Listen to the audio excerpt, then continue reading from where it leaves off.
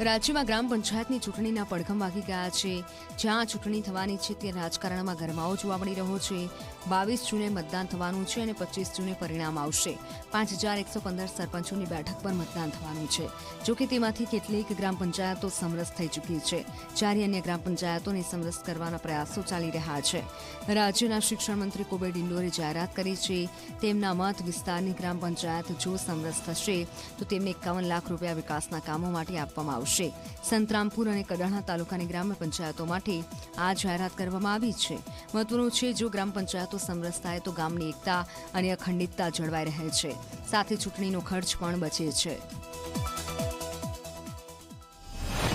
જે કંઈ ગ્રામ પંચાયત મારી વિધાનસભામાં વોર્ડ સહિત સમરસ થશે અથવા કરવામાં આવે તો એના માટે વિશેષ જોગવાઈ કરીને હું 51 લાખ રૂપિયા એ વિશેષ પુરસ્કાર રૂપે વિકાસના કામમાં આપવાની મેં જાહેરાત કરી છે।